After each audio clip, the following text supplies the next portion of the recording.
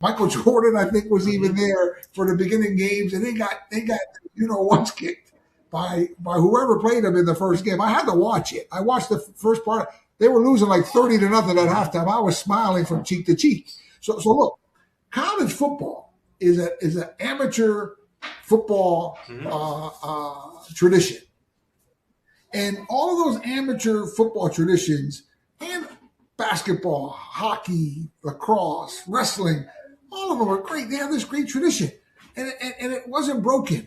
So how are these $1 billion University of Pittsburgh is $1 billion operation, Penn State $1 billion operation, right? And all these big universities, LSU, you name them. How are they letting these dorky lawyers from California and this pathetic NCAA dictate to them what and how and where? And that's the era. We have gutless presidents of these universities and gutless athletic directors who are making these decisions and going along with them. Look, I'm proud of them that they stood up and they told the NCAA, look, no, our guys can't gamble. I'm proud of them that they did that. But that was just one small step that they made. Do it. Hey guys, I really hope you're enjoying the show. Do me a favor real quick. Look down. Are you guys subscribed? Because it really helps us out. We want to just keep bringing the best content we can to you guys every single week. All right, let's get back to the show. So now that's the most dangerous part. You prove that you can do it, so do it again.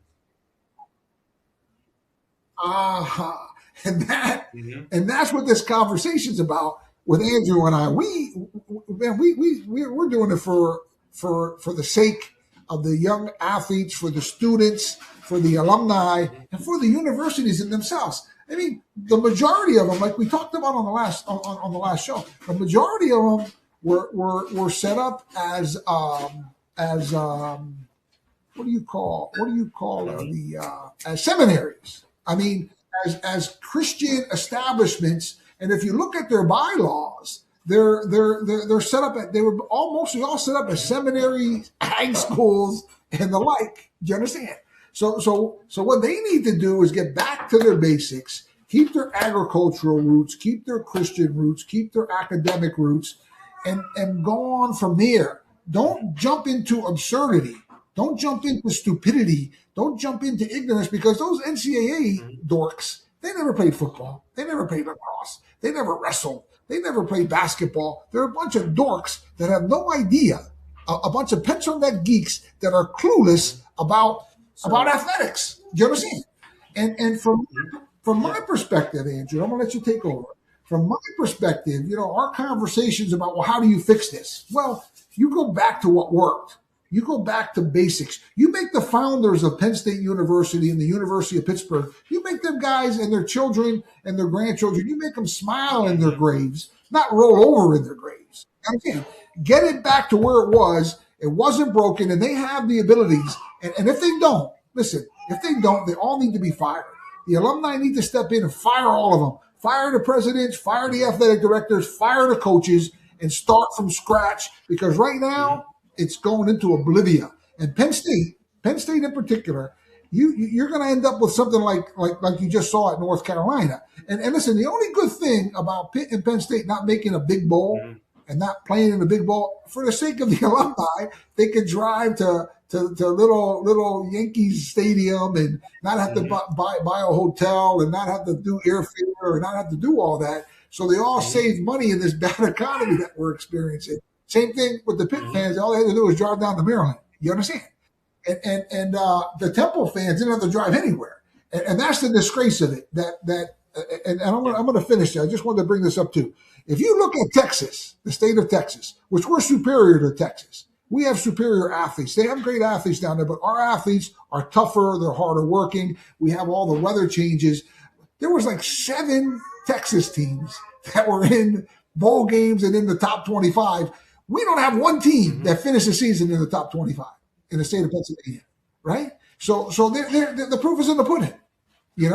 We need to go back to what worked at all of our universities, and it will become successful again, because the studs are here. Just go up and watch a wrestling match. 15,000, 20,000 people in every wrestling match, right?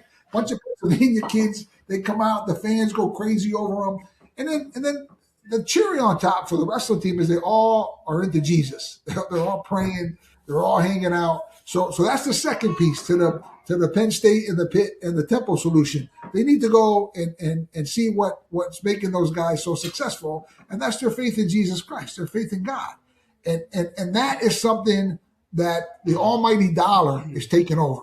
They're looking at their football careers and their basketball careers like they're professional athletes, and that environment is really bringing it down, Andrew. Perfect segue. Really.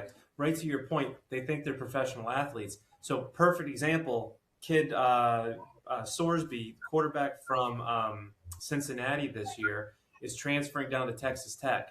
Reportedly, none of this is official because nothing is official in college sports anymore, but he is reportedly getting $5 million this year for his services down at Texas Tech. Perfect example of how ridiculous this is that Riley Leonard, the kid from Notre Dame who played in the national championship last year, just played the last game for the Colts. He makes $1 million on his NFL deal.